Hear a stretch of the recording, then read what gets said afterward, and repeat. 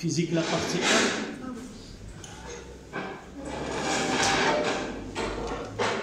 L'exercice, ça concerne le mouvement de rotation.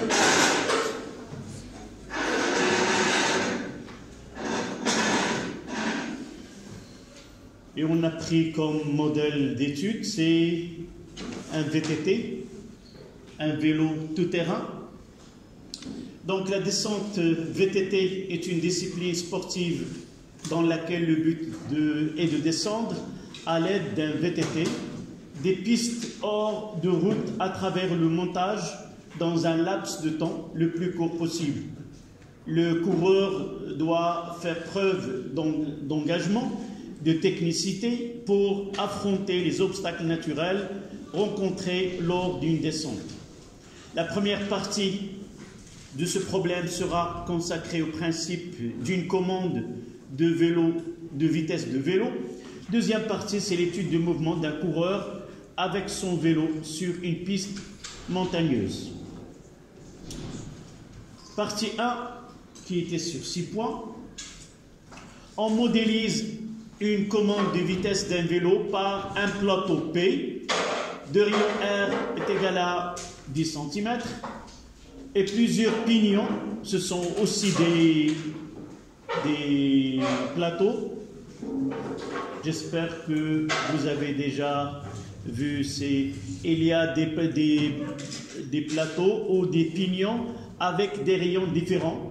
C'est changement de vitesse. J'aimerais bien, la prochaine fois, en 5 minutes, quelqu'un d'entre vous nous parlera de cette commande de vitesse, ou ce qu'on appelle une cassette. Comment? Ça sert à quoi? Ça sert à quoi? Et quelle est la facilité que peut nous donner cette cassette de vélo, cette commande de vitesse d'une vélo de VTT? D'accord? On parlera tout simplement, parce qu'on peut monter une pente qui est très ride avec le minimum d'effort. On le verra la prochaine fois. Quelqu'un d'entre vous présente des éclaircissements à propos de cette commande. Donc, premièrement, soit oméga, la vitesse angulaire de plateau, et oméga i, la vitesse angulaire de pignon PI de rayon RI. Là, vous avez ce qu'on appelle un système de transmission de mouvement. En réalité, le mouvement s'effectue dans le plateau P de rayon R à l'aide d'une pédale, une manivelle. On fait tourner le plateau et le mouvement dans ce plateau-là, elle est transmise à la roue motrice. En réalité, dans une vélo, il y a 2 roues, une motrice et une... elle suit le mouvement de la roue d'arrière. D'accord? Donc, la première, on parlera un petit quart d'heure sur cette transmission. Et est-ce que cette transmission permet d'augmenter la vitesse ou de diminuer la vitesse? Comment peut-on augmenter? Comment peut-on diminuer cette transmission en réalité de l'énergie du plateau 1 vers le plateau 2? Donc la première question, soit oméga, la vitesse angulaire de plateau, et oméga i, la vitesse angulaire de pignon PI de rayon RI. Montrez que oméga i est égal à grand R sur petit r i fois oméga. Donc on est obligé de faire un petit schéma. Donc ici,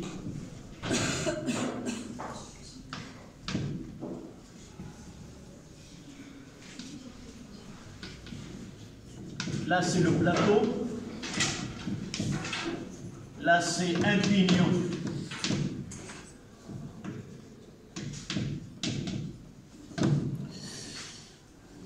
Pignon PI de rayon RI. Évidemment, le pignon, il est denté, moussennen, avec des dents. Et nous avons là une chaîne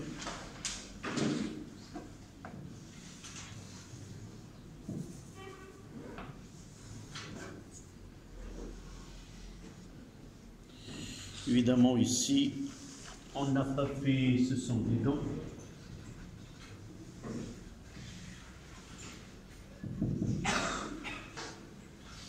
Ici aussi, il y a des dents. Là, c'est toute une mécanique, on ne va pas entrer dans les détails. La relation de nombre de dents dans celle-là et dans celle-là et ainsi de suite, ça c'est hors programme. Si le plateau n'a pas des dents, ça va marquer une différence. Oui. Une chaîne, elle est percée. Donc un dent entre dans une... Pour faire circuler, pour avoir une... C'est pas comme un plateau, on fait un fil, il y aurait un glissement. D'accord? C'est pas facile de faire avec un poids de sportif, c'est difficile de faire tourner la roue derrière. D'accord? Là, il y a un...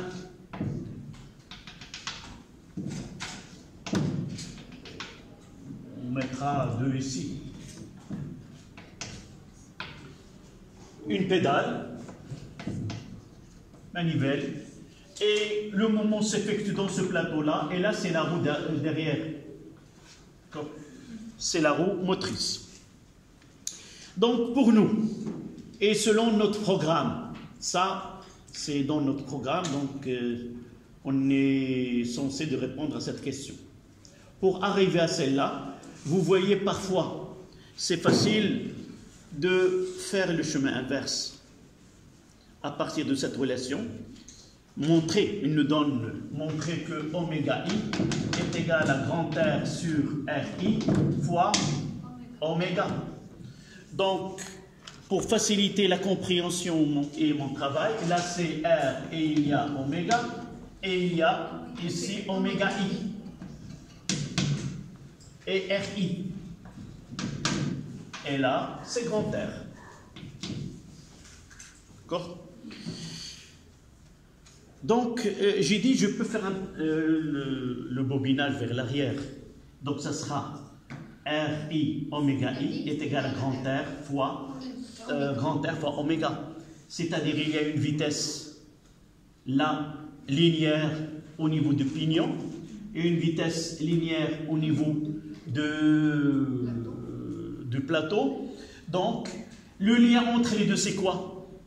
C'est la croix, celle-là, la chaîne ou la croix.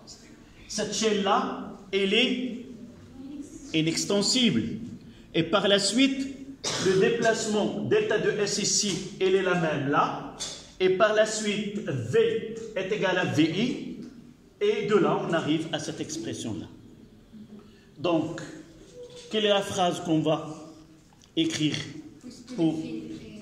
puisque la chaîne est inextensible et ne glisse pas, ne veut pas glisser, c'est-à-dire la rotation ici n'est pas la même, c'est-à-dire s'il glisse, le déplacement delta de S à ce niveau-là n'est pas le même à ce niveau-là, et par la suite, je n'ai pas le droit de mettre RI oméga I est égal à grand R fois oméga. Donc la phrase qu'on va écrire, c'est quoi? Évidemment, là, par construction, ce phénomène de glissement n'existe pas. Mais notre programme nous oblige à avoir deux vitesses différentes, de dire ça. Mais déjà, par construction, la chaîne ne peut pas glisser. La chaîne ne peut pas être élastique.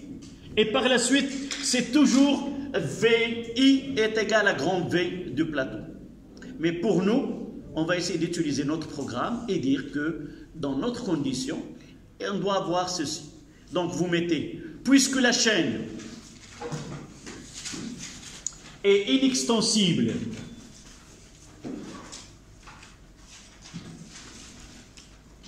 puisque la chaîne est inextensible, et les deux plateaux sont ondentés, et les deux plateaux, même si un on l'appelle pignon et l'autre plateau, en réalité ce sont deux plateaux, sont ondentés. En arabe c'est quoi? Musenna. Un plateau ondenté.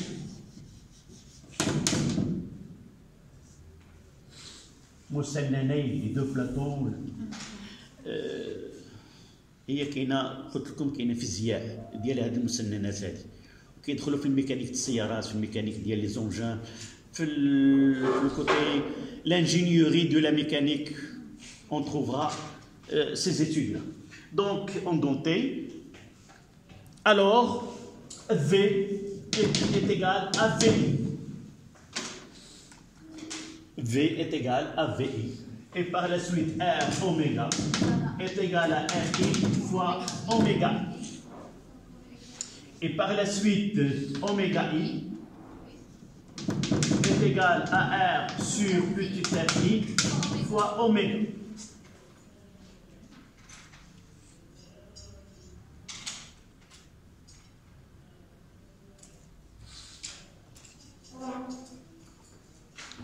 Ça, c'était la question 1. Deuxième question. 2.1.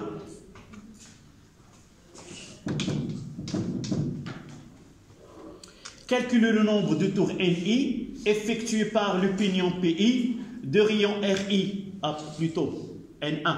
Le nombre de tours N1 effectués par le pignon P1 de rayon R1 est égal à 2 cm quand le plateau effectue un tour.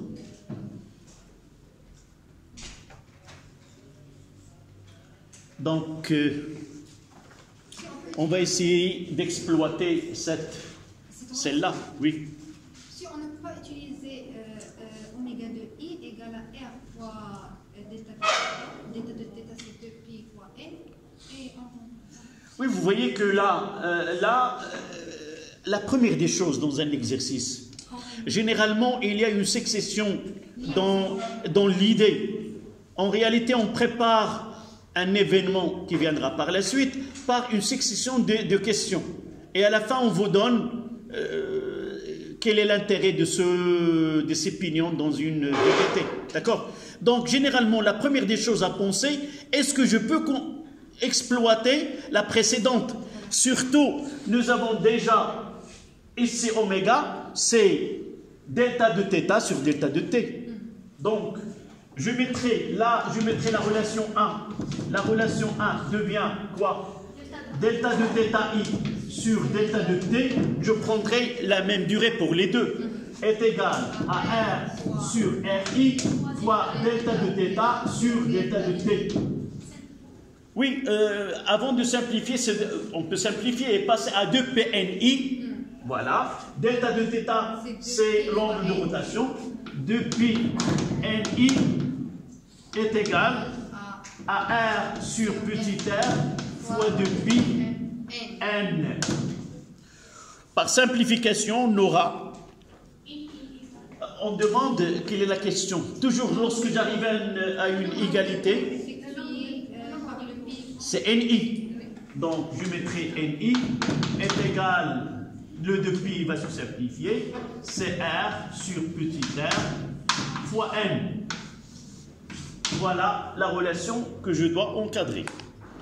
Et je ferai une application numérique lorsque Ri est égal à R1, on aura N1. Application numérique, N1 est égal à R sur R1 fois N. Et par suite, N1, R c'est combien? 10 cm. Je garde toujours 10 sur 2 fois 1.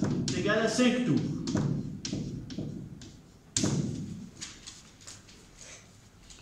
Comment vous interprétez ce travail-là? Ce NI ou ce N1 s'effectue au niveau de quel? De pignon, c'est-à-dire la roue arrière. Qu'est-ce que vous... Un commentaire sur ce travail de ces pignons? Ce un tour effectué par le plateau. Donc les tours de pignon est plus grand que les tours de plateau. C'est-à-dire le travail de cycliste, un seul tour lui donne 5 tours pour le pignon, c'est-à-dire la roue arrière. Si on peut dire que le plateau est relié au pignon. Donc Oui. si le pignon ne travaille pas, le plateau va Non, ça c'est... Non, l'intérêt. Celui-ci, ce génie qui a pensé à faire cette cassette-là avec des pignons de rayons différents, il a essayé de donner un petit confort à ce cycliste. Et un seul tour lui donne, c'est un rendement si vous voulez, un seul tour lui donne 5 tours pour la roue d'arrière. Et par la suite, il peut aller d'une façon, avec économie d'effort.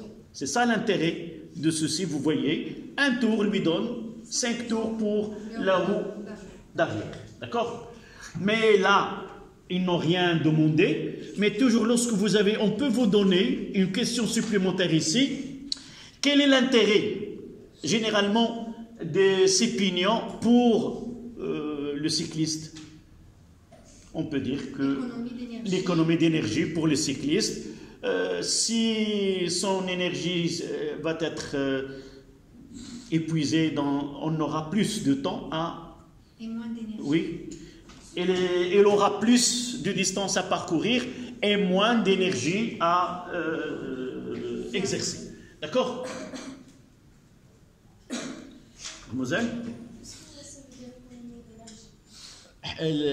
الحفاظ نقولوا الحفاظ على الذات نتكلموا على هاد السيد اللي دار لنا هاد مبدل السرعات هو في الحقيقه مبدل السرعات لان كنشوفوا هنايا ان اي اون رياليتي مبدل السرعات بحال البواطا فيتيس نقولوا البواطا فيتيس ديال الدراجه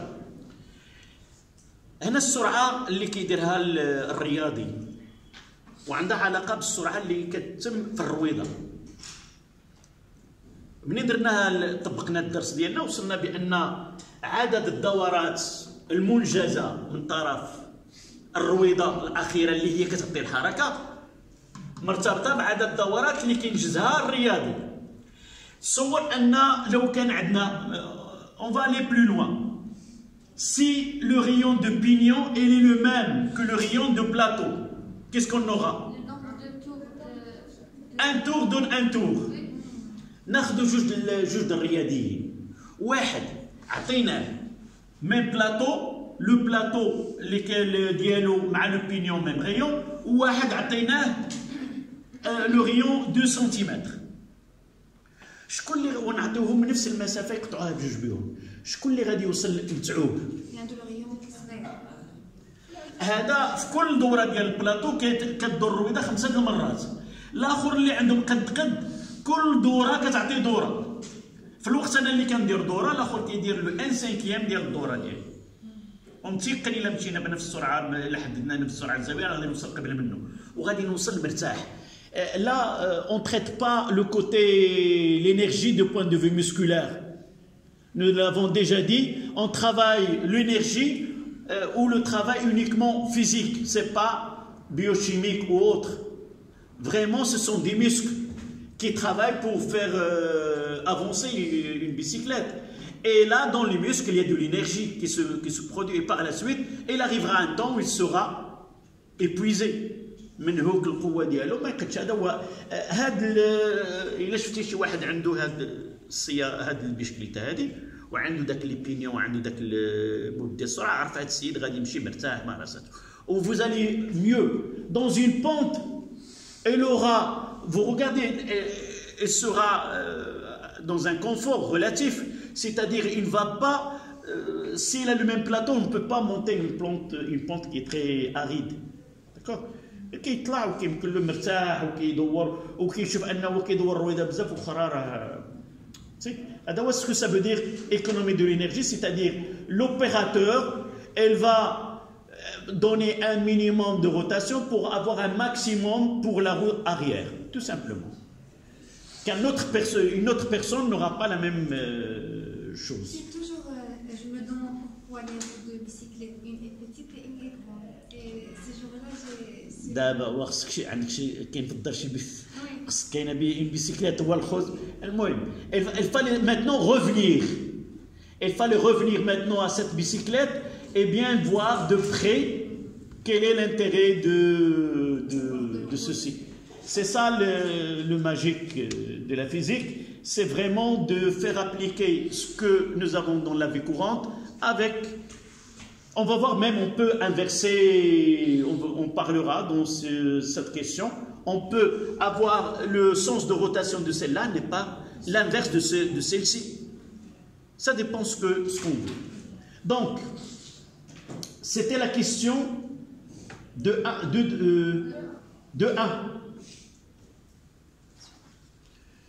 Donc, calculer le nombre de tours N1 effectués par le pignon P1 de rayon R1. On passe à la question de 2. Soit NI, le nombre de tours effectués par le pignon PI de rayon RI, déterminer le rayon RI correspondant à la valeur maximale de NI.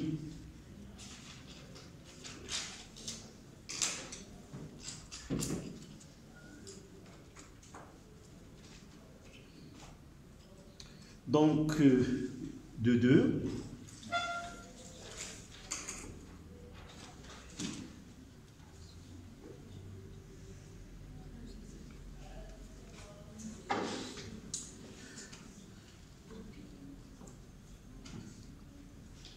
Qui peut nous expliquer qu'est-ce qu'on veut de cette question d'une autre manière?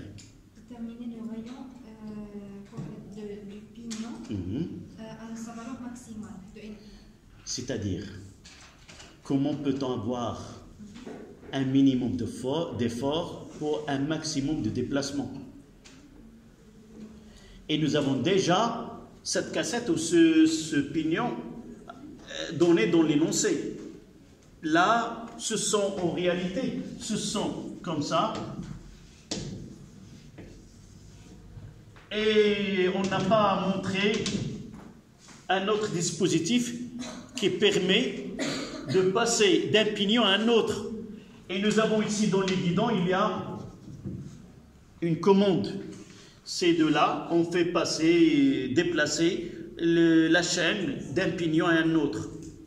D'une façon, ça dépend. Parfois, on est obligé, c'est comme la vitesse d'une voiture, parfois on est obligé de changer de vitesse. On ne peut pas démarrer avec deuxième ou troisième, avec premier. Et ce manivelle qu'on utilise là, c'est pour passer d'une vitesse à une autre.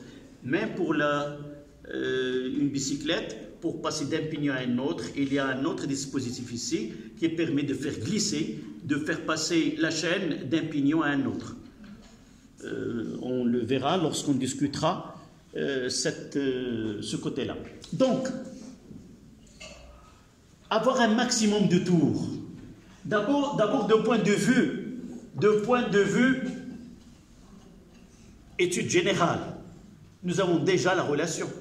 Un maximum de nombre de tours réalisés par le roue arrière dépend de son rayon RI. Déjà, le plateau, on ne peut pas changer le rayon de plateau. D'accord? Là, on ne peut pas le changer. Mais ici, on peut le changer. Je viens de dire que nous avons un dispositif qui n'est pas schématisé ici, qui permet de glisser et de changer le rayon de R1 à R2 à R3. Ça dépend, s'il y a 6 pignons ou 7 pignons, ça dépend de combien de... Ils sont soudés avec des rayons différents et on peut passer d'un pignon à un autre. D'accord? Donc, la première des choses, c'est dire quoi? Plus le rayon du pignon est petit, plus le nombre de tours est maximal. Et par la suite, on va revenir aux données de ces pignons. Et nous avons donné quoi? C'est de 2 cm. Le plus petit, c'est 2 cm. D'accord? Donc, c'est celui-là qui correspond, qui va nous donner un maximum de tours. D'accord? Donc, vous écrivez. Pour avoir un maximum de tours NI, pour avoir un maximum de tours NI, et d'après la question précédente,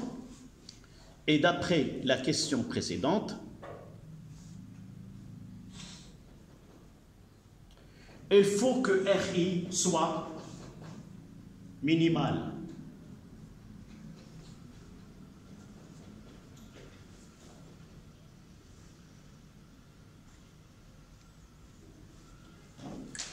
virgule. Dans cette cassette, on l'appelle ce dispositif-là complet, on l'appelle cassette c'est comme la cassette. Dans cette cassette, R minimal, R min est égal à 2 cm. R est égal à 2 cm.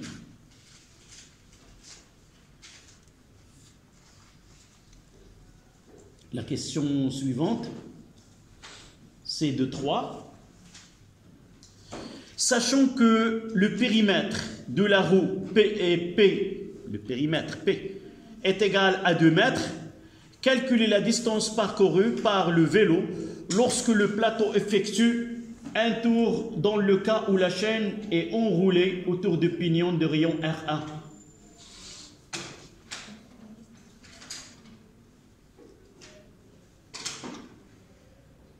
Monsieur, la distance de tout le vélo complet. Je reprends. Sachant que le périmètre de la roue, donc là, on va faire un schéma ici, je vais revenir à ce côté-là. Généralement en physique, ne pensez pas que faire un schéma et prendre le temps pour comprendre comment les choses s'effectuent, dans la réalité, ce n'est pas une perte de temps. Mais en réalité, ça vous aide à atteindre la réponse. D'accord? Donc je vais essayer de faire... Voici la roue arrière. Et là, c'est ce pignon. Là, c'est R1.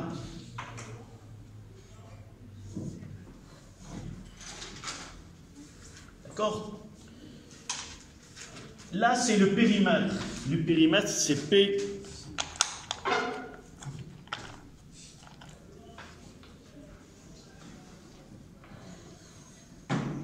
Là, CP est égal, c'est quoi? Depuis R,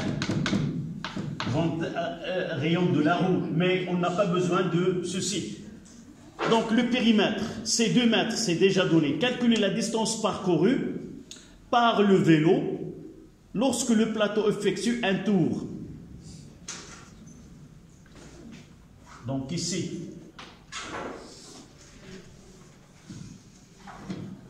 voici le plateau. Donc il faut faire un petit raisonnement.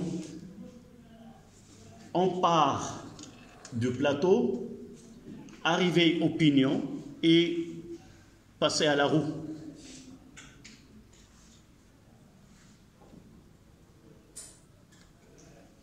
Klebes. Non, je parle à ta copine. Nous avons fait un devoir de mots. Oui. Vous avez déjà fait en mathématiques? Les 2 premières heures. Oui. ايوا ومتما دابا حنا غير غاديين دايرين واحد الدويره بالبشكليته ونعرفوا هاد البيسيكليت كومون سا فونكسيون. J'ai dit que là, c'est une question qui est composée.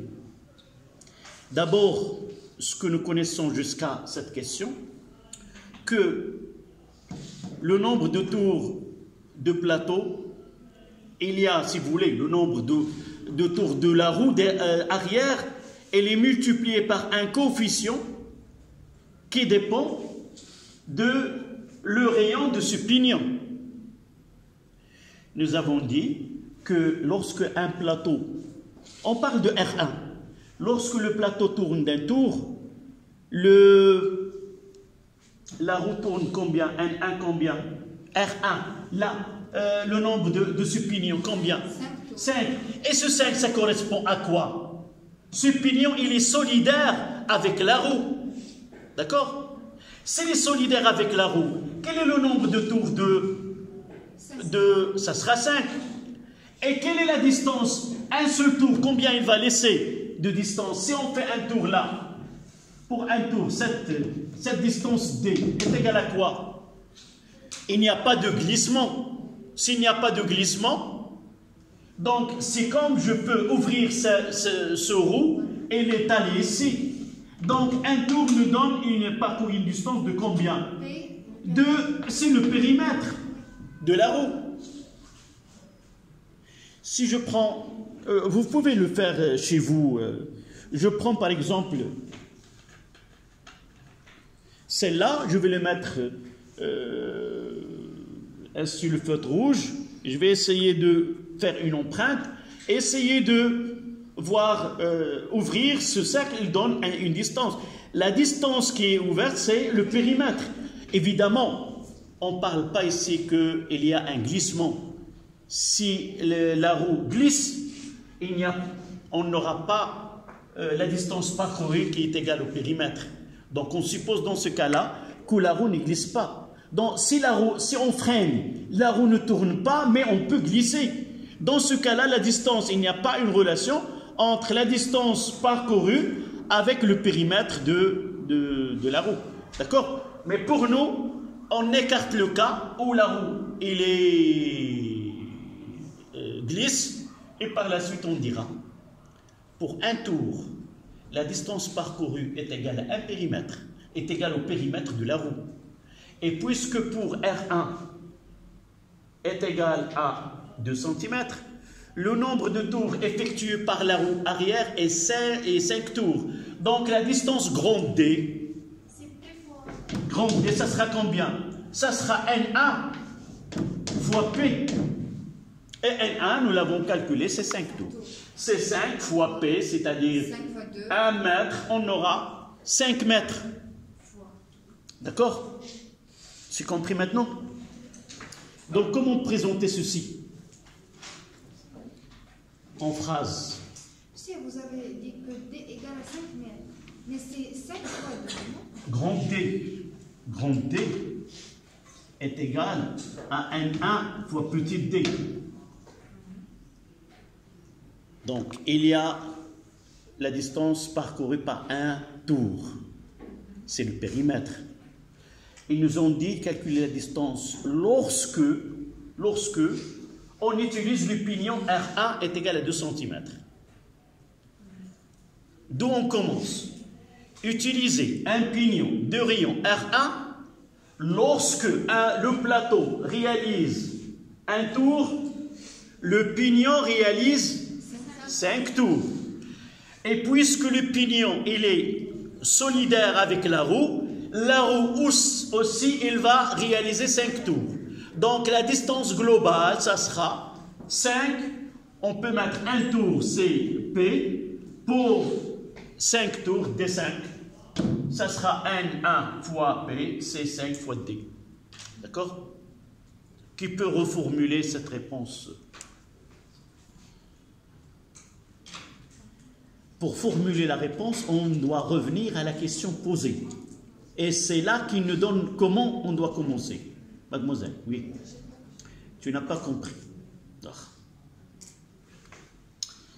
هاد التمرين هذا قالوا لنا باغيين نعرفوا شحال هاد الدراجه غادي تمشي على الطريق منين ان هاد الرياضي غادي يدير دوره وحده ديال البلاطو ديالو غير دوره وحده. داكور؟ حنا عارفين ان هناك علاقه ما بين عدد دورات ديال البلاطو ومع عدد دورات ديال البينيون. وداك البينيون ملي كنقول البينيون راه اون كيلكو سورت كنقول الدراجه الخلفيه. اذا وصلنا لهنايا باش ما ندخلش في كثره التعقيدات. هما قالوا لي R1 2 سم دونك جو في بارلي دو N1. غادي نقول عند هذا البينيون هذا اللي الشعاع ديالو 2 سنتيمتر الى دار راه غادي يدور 5 ديال الدورات منين البلاطو كيدور واحد الدوره هذه خصني بعدا نكون فاهمها من هنا قبل ما نجي لهذه خصني نكون فهمت هنا بان هذا هو لو جيني هذا السيد اللي دار لنا هذا سميتو هو هذا. قال لنا انا غادي تدير غير دوره وحده وبامكاني انك تزيد واحد العدد كبير ديال الدورات. اذا ملي وصلنا لهنا كنقولوا هذا السيستم هاد لا بواطا فيتاس اونتر كيمي هاد علبة ديال السرعة راه كتمكننا أنني ندير واحد الدورة وحدة وتعود على العجلة بعدد مضاعف ديال الدورات. ومنين كنقولوا عدد مضاعف ديال الدورات كنقولوا عدد مسافة أكبر. صافي. دابا حنايا نرجعوا ديالنا، منين كيدور هذا دورة وحدة هذا 5، هذا ان تور، هنا 5 تور، 5 تور بالنسبة للبينيون و 5 تور même pour la roue. S'il tourne 5 fois, donc la distance qu'il va parcourir comme ça sera 5 fois le périmètre. Un tour, ça donne un périmètre, 2 tours et ainsi de suite. يعني هاد الرياضي هادي غادي يضرب ضريبه وحده وغادي يجلس مع راساتو الطن وغادي تمشي به البشكليته 5 المتر وعادي يضرب. اللي ما عندوش هاد السيستم هذا الا ما ضربش وكانت الطريق افقيه ما غادي يزيدش بزاف، يضرب ضربه ويوقف تمشي 5، ضرب ضربه وتمشي 5. Par contre, s'il n'y a pas ce pignon, il doit pédaler continuellement. Et même dans une montée, il doit pédaler l'autre qui n'a pas de pignon, il doit pédaler d'une façon avec grand effort, et l'autre, il va donner un tour, il lui donne 5 tours. Donc il va être à l'aise dans son déplacement.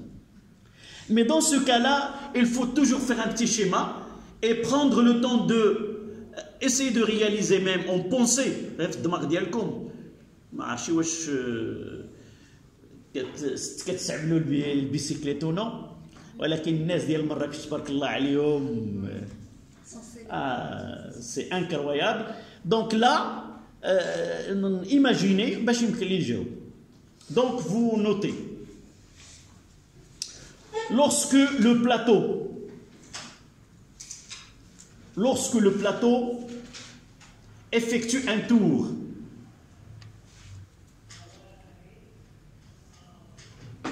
le pignon P1 effectue 5 tours.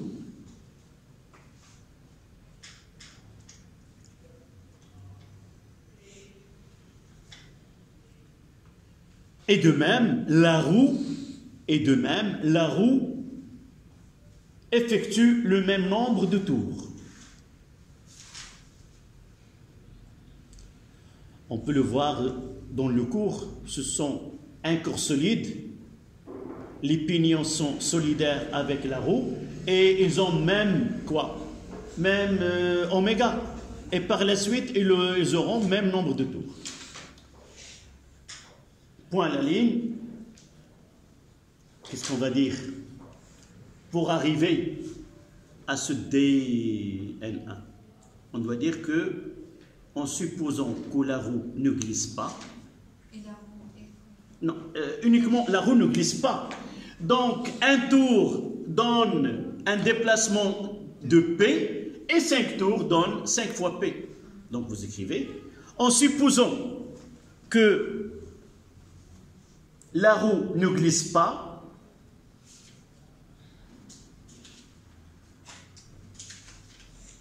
et par suite un tour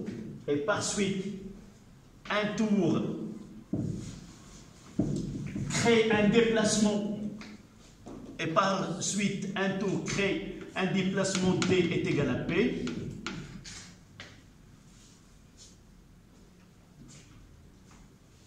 Grand D est égal à N1 fois P est égal à 5 fois 1 est égal à 5 mètres. Donc, un seul tour permet de déplacer la bicyclette 5 mètres.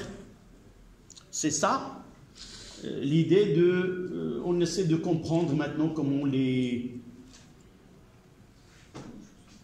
C'était 2-3. On passe à la troisième question. Lors d'un trajet rectiligne sur une piste horizontale, la vitesse varie en fonction de temps, comme le montre la figure ci-contre, la figure 2. 3.1. Déterminer la nature du mouvement de plateau.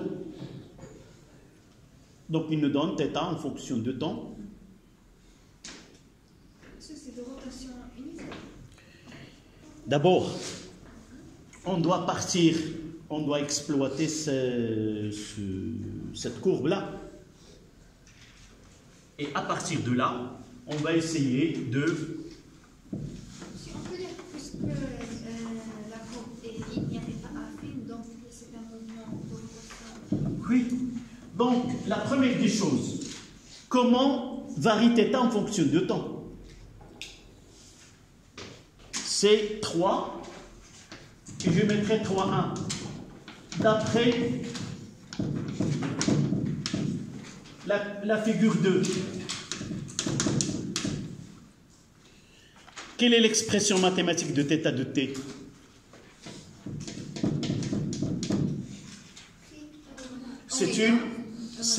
Non, forme mathématique, AT plus B. C'est le coefficient. A, le coefficient directeur, B, c'est une constante qu'on peut la déterminer. D'accord? Là, c'est l'équation horaire en fonction de en utilisant l'abscisse angulaire. Et cette expression nous donne, puisque θ est une fonction linéaire, alors le mouvement est un mouvement de rotation uniforme. Nous l'avons dit dans le cours, soit que nous disons que nous avons écrit les équations soit avec θ, soit avec S. θ est égal à oméga t plus θ0 et S est égal à V fois t plus S0. Donc si nous avons une courbe qui représente ces deux grandeurs et ce sont des droites, dans ce cas-là, on dit que le mouvement il est de rotation. D'abord, pour ne pas faire d'erreur, dire rotation ou circulaire, je dois revenir à l'introduction. C'était lors d'un trajet rectiligne sur une piste, la vitesse du coureur est constante et l'abscisse angulaire d'un point. Voilà, donc là c'est un mouvement, le mouvement est circulaire. Ils ont dit déterminer le mouvement du plateau. Oui. Qu'est-ce que nous avons dit dans le cours mouvement? Nous avons dit. D'accord, on doit étudier le mouvement d'un point. Voilà. Pour aller à un corps solide, on passera par un point de ce corps solide. C'est là on fait l'étude d'un point. D'abord, on va dire, puisque θ de t est une fonction linéaire, fonction là affine, une fonction affine, donc le mouvement de point est un mouvement circulaire uniforme et par suite, le plateau a un mouvement de rotation uniforme. Voilà. Donc vous pouvez écrire ceci sans que tu m'attends à dicter la phrase? Non. Et elle a écrit ce que tu as entendu.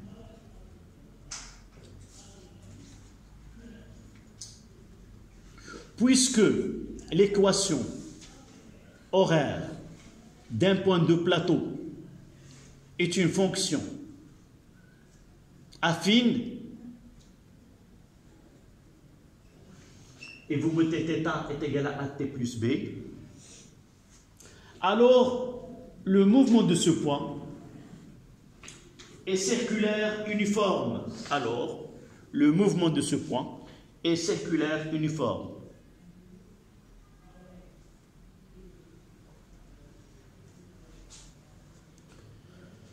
Par suite, le mouvement de plateau,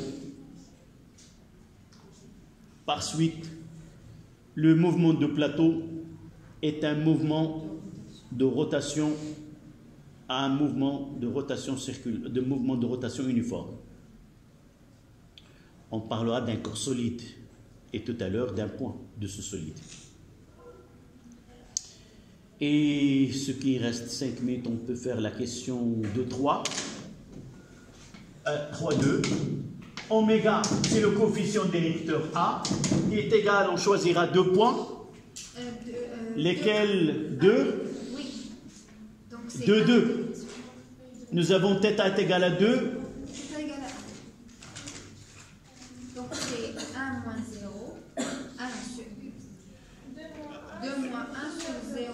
et 2 c'est 2 secondes. Oui. Donc je dois faire, il vaut mieux de mettre là, c'est 1, 0, et là c'est 2, 2. Là c'est radian, là c'est seconde. Là c'est radian, et là c'est évidemment c'est 0. Il vaut mieux de faire ceci. Et par suite, oméga est égal à 2 moins 1 sur 2 moins 0, qui est égal à 0,5 radian seconde moins 1. Voici les deux points que nous avons choisis, celle-là et celle-là. Évidemment, c'est la tangente oméga, c'est le côté opposé sur le côté adjacent. Dernière question qu'on peut, c'est 3,3. Déduire la période de mouvement. Oméga est égal à 2π sur t. C'est la question 3,3. Oméga est égal à 2π sur t. Donc t est égal à 2π sur oméga. Donc t est égal à 4π. D'accord? 4π, c'est 4 fois 3, combien vous avez? 4 fois 3,14. C'est 12,56. 12,56 secondes. Voilà. Est-ce qu'on peut traiter la question 3-4? Écrire l'équation horaire θ de t du plateau. Oui, on peut les... c'est θ de t égale à 0,5 radian. Donc 3-4. D'abord, je dois l'écrire, non pas mathématiquement, mais physiquement. C'est θ de t est égal à oméga t plus θ0. Voilà. Oméga, nous l'avons. Et θ, c'est l'abscisse à l'origine. C'est 1. Donc θ de t est égal à 0,5 fois t plus 1. Et je mettrai un peu plus loin radian. D'accord? Parfois on écrit radian seconde. À la fin. Oui, déjà le radian c'est l'unité internationale. Non, là c'est θ. Lorsque j'utilise, voilà, si tu mets en radian, obligatoirement tu dois utiliser t en secondes, parce que θ c'est le système international. Et par la suite, tu n'as pas intérêt à utiliser autre que la seconde pour le t. D'accord? Non, si tu n'écris pas, c'est pas... Mais en l'écrivant, tu donnes une indication à celui qui va utiliser cette relation, parce que j'ai une constante là. Je peux mettre 500 t plus 100 et mettre en milliradian ou quelque chose comme ça. D'accord? Uniquement une indication, c'est pas obligatoire. Oui, graphiquement. Je l'ai dit, j'ai pas, je vais l'écrire ici. θ0, c'est l'abscisse à l'origine. Tu l'écris, c'est l'abscisse à l'origine. Graphiquement, θ0 est égal à 1. D'accord? Il nous reste la deuxième partie. On le verra la séance prochaine, Inch'Allah. Mademoiselle, je fais le schéma ici. Là c'est θ, là c'est t. Ce point-là, c'est θ0. Regarde, lorsque je donne à t est égal à 0, voilà le 0. θ0 est égal à 0. Voici ce point et là comme coordonnée, θ0 est 0.